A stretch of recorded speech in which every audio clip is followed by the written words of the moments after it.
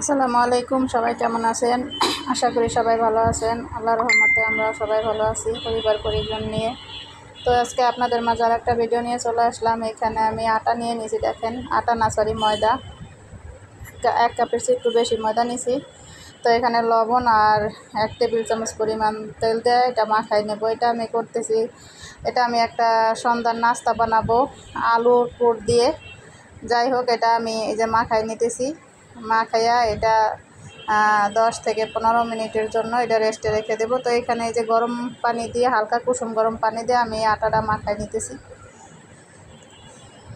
এটা সন্ধ্যার নাস্তার সাথে আরও একটা নাস্তা বানাবো। সেটা হলো আপনার আলুর পাকোড়া, কুচি কুচি করে কেটে আলুর পাকোড়া বানাবো। যাই হোক, এটা মাখানো হয়ে গেছে। এখন হালকা একটু তেল দিয়ে তারপর এটা ডাইকে রেখে দিলাম। তো এই পাশে আমি কড়াই বসাই দিলাম। ওই কড়াইতে আমি এখন এটা রসুন কুচি আর আদা কুচি তেলের মধ্যে দিয়ে দিলাম। এটা একটু ভাজা ভাজা করে নিব।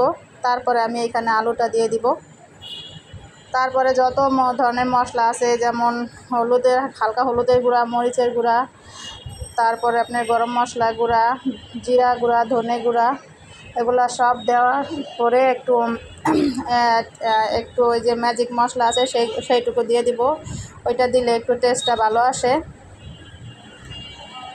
তো এই তো আমি এগুলো একে একে করে নিতেছি। আজকে আপনাদের সামনে আমি ঘরের কোনো কাজ বা রান্না বান্নার কোনো ভিডিও নিয়ে আসি নাই। আজকে আমি একটা নাস্তা বানাবো, সেই ভিডিও নিয়ে আপনাদের মাঝে হাজির হলাম।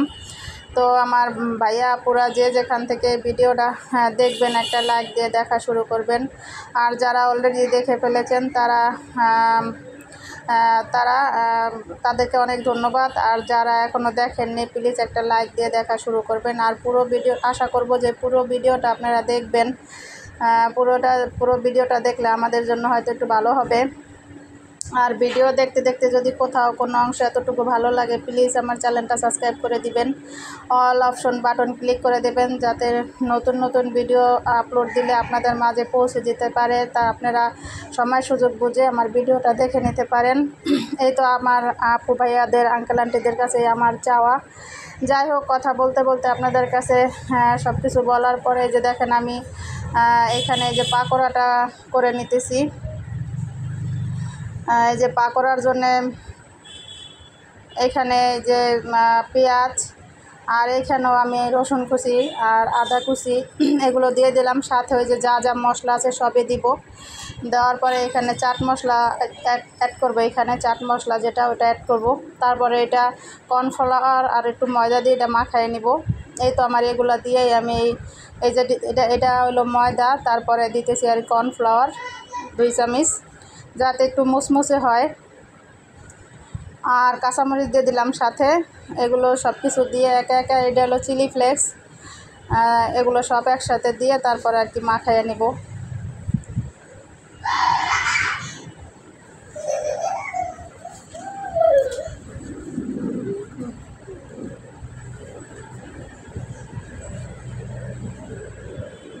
যে যেখান থেকে ভিডিওটা দেখবেন, সবার প্রতি আমার ভালোবাসা রইল। সবাই ভালো থাকবেন, সুস্থ থাকবেন, পুরো ভিডিওর সাথেই থাকবেন। আর এই যে দেখেন চাট মশলা, এটা একটু দিয়ে দিব। যেহেতু সন্ধ্যায় প্রতিদিন একই আইটেমের নাস্তা তো ভালো লাগে না, এই কারণে চিন্তা করলাম যে আজকে দুই রকমের নাস্তা আইটেম বানাই আর আমার আপু ভাইয়াদের সাথে শেয়ার করি। সেই কারণেই আসলে শেয়ার করা।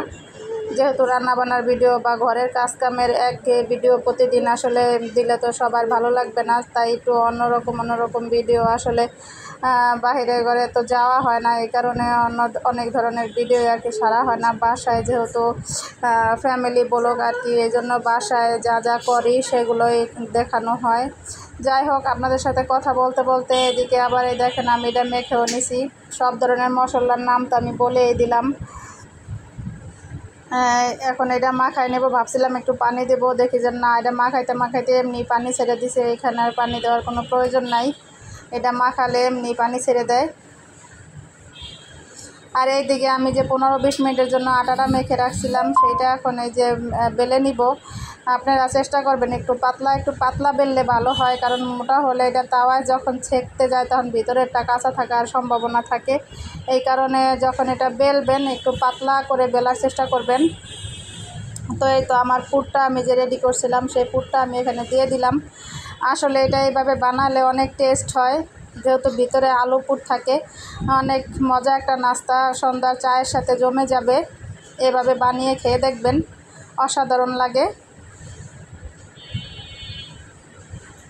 আর আপনারা বানাইয়া খাওয়ার পরে আমার জানাবেন কেমন হয়েছে। আর আমার ভিডিওটা যদি ভালো লাগে দেখবেন, দেখে যদি ভালো লাগে তা বলবেন যে আসলে কেমন হয়েছে, কমেন্ট করে জানিয়ে দিবেন।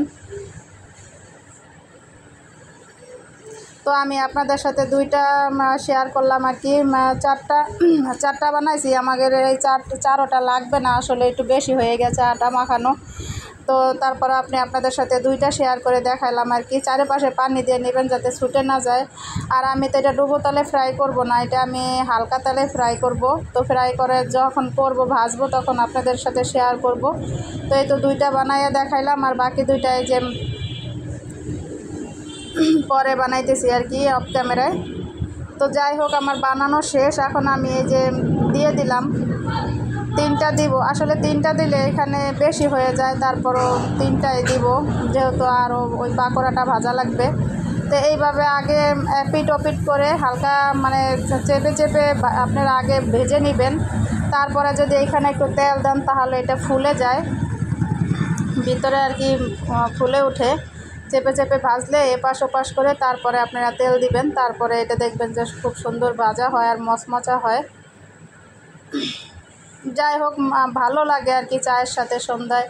আর প্রতিদিন একঘেয়েমি নাস্তা তো আসলে ভালো লাগে না। এই কারণে প্রতিদিন চেষ্টা করি বাইরের থেকে কিছু আনাইয়া দেওয়ার জন্য। আবার বাসায়ও কিছু বানাই চায়ের সাথে, এইভাবেই চলে। যাই হোক, আমার ওগুলো ভাজা হয়ে গেছে, আমি পরে আপনাদের সাথে কেটে দেখাবো। আর এই যে এখানে আমি যে আলুর পাকোড়াটা মাখায় রাখছিলাম সেটা ওই যে আমি এখন ভাজতেছি।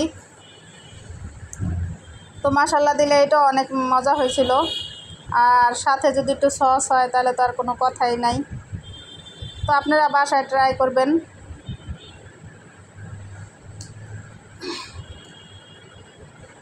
তো আমার এদিকে এটাও ভাজা হয়ে গেল। তো আমার ভিডিওটা যে যেখান থেকে দেখছেন সব আপু ভাইয়াদের, আঙ্কেল আন্টিদের আমার অনেক ভালোবাসা ও দোয়া রইলো। সবাইকে সালাম দিয়ে আসসালামু আলাইকুম। এখানে শেষ করলাম ভিডিওটা। সবাই ভালো থাকবেন। আল্লাহ হাফেজ।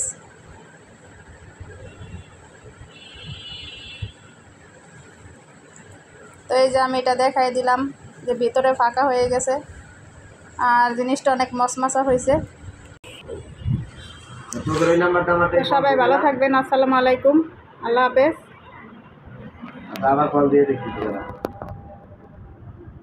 সবাই ভালো থাকবেন। আসসালামু আলাইকুম। আল্লাহ হাফেজ।